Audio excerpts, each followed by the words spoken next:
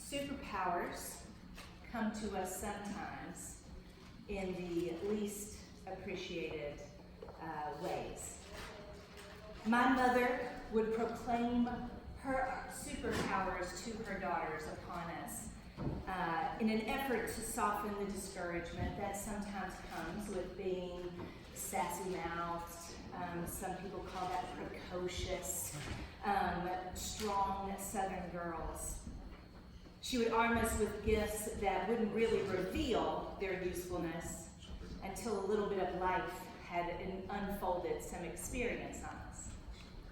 The one daughter who was lauded for her cerebral advancement was christened, "You are so pretty."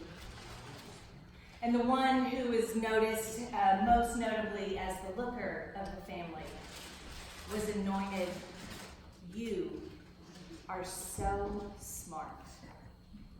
And I, the youngest of 9, always jumping around, dragging on people's coattails, totally being a pain in their behind.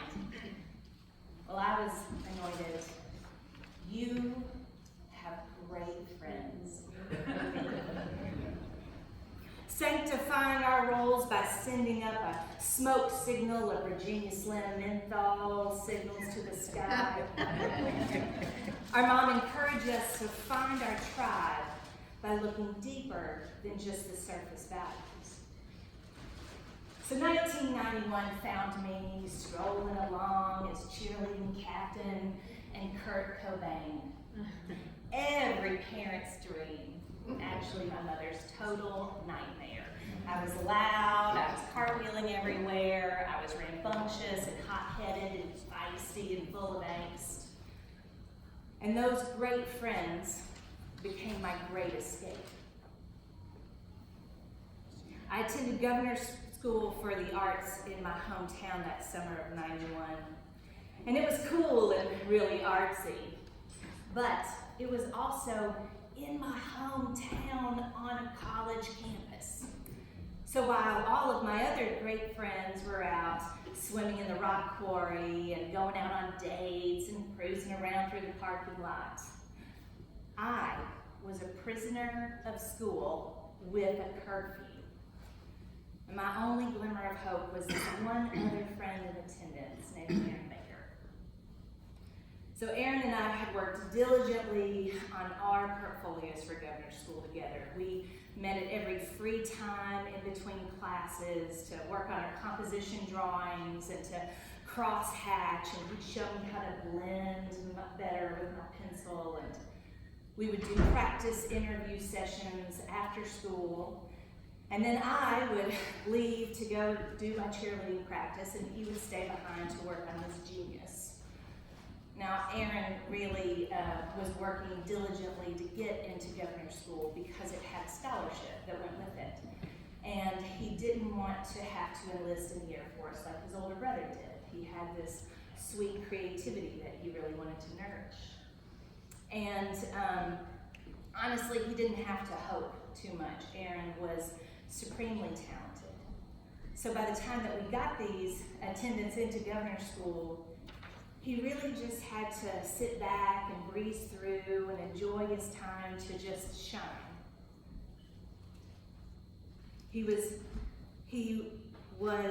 like standing close to Aaron.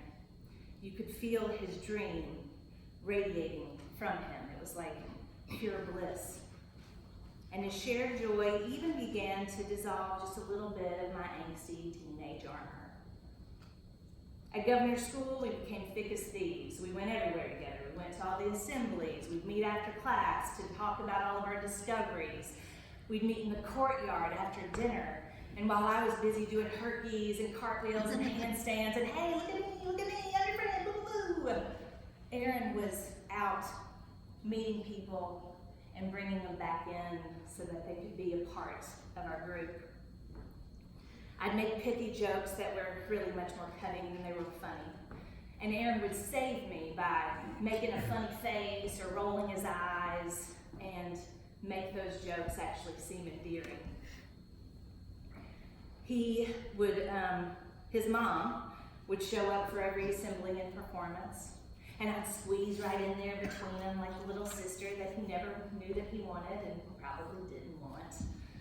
And I squeezed in there so much that eventually his mom started bringing me treats when she would go and visit her own son, while I worked diligently to lie to my mother on every turn that I could so that she would not show up on campus to talk to every stranger and hug everybody in the room and totally embarrass me. As I watched Aaron amass his own superpowers, I nicknamed him the Joy Viking. He was always showing up with this goofy look on his face and this kind-hearted nature just shining every day. And he was one of the few boys that when I stood next to them, I actually was small. I had held for 9th grade solid the tallest girl in the class award, and especially those years that my mother gave me that terrible home perm afro.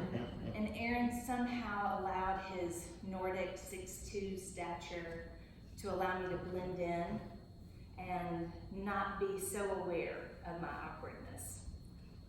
He used a sense of humor to garner this side cramping silliness, and it broke down my awareness of my awkwardness. All while bicycling literally 10 miles to and from school every day. No 16-year-old boy with a government-issued ID in 1991 would willingly ride his bicycle to school every day, 10 miles, but he did in rain, snow, or sleet, simply because it made his mother feel better about the fact that if he needed that Air Force enlistment, he would get it. Joy Viking.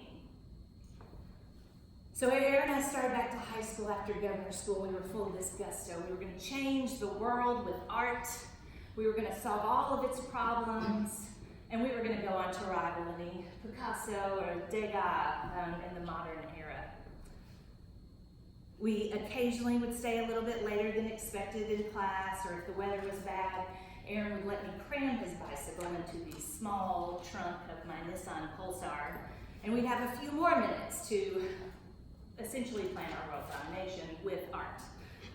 And so, on one of those crisp fall days where the pink begins to linger in that horizon, and that wind starts to cut through your windbreakers, I stopped into the art class to pick up my supplies before I headed home.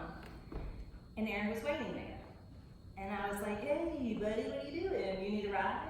And he was like, "No, my mom's coming to pick me up." Very strange. He was always in training. But said, "Cool, no problem," grabbed my art supplies, and I headed on home. Later that evening, I got a phone call somewhere along that 20 yards of phone cord and trapped all in it and looking into some chicken salad in the fridge. A friend of mine said that Aaron was dead. His mother, in an effort to save her children from the evils of the world, had been making a plan to resolve the pain of her children, and took their lives and then took her own.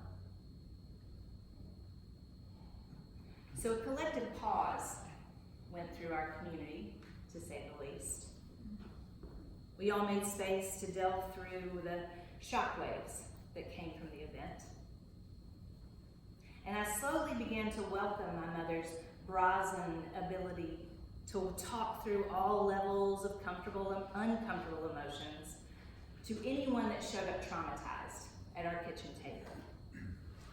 As we collectively searched through our moments of not understanding, my mom kept asking us to dig in deeper, to stay curious as to what the meaning could be from this experience.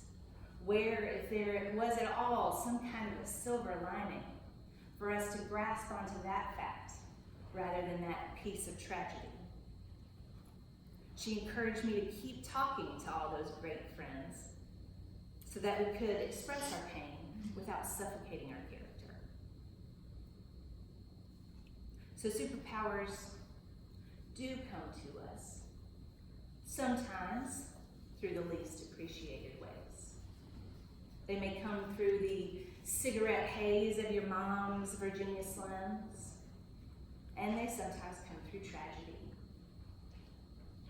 But they also come in the lightness of life, through the kind of dreaming that radiates joy to multiply for others.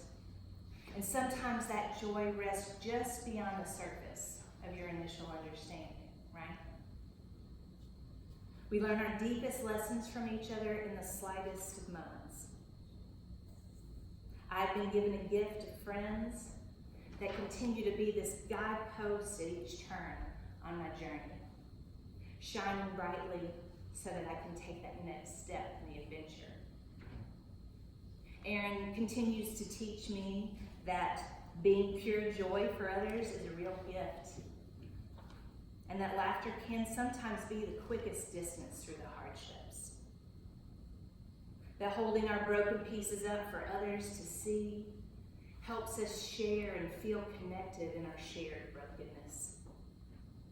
That silliness often puts people at ease, and that dreaming out loud gives others the permission to dream their own dreams out loud. So today, I hope for you all to realize your superpowers, that you continue to stay curious, and that you never meet a stranger. Thank you.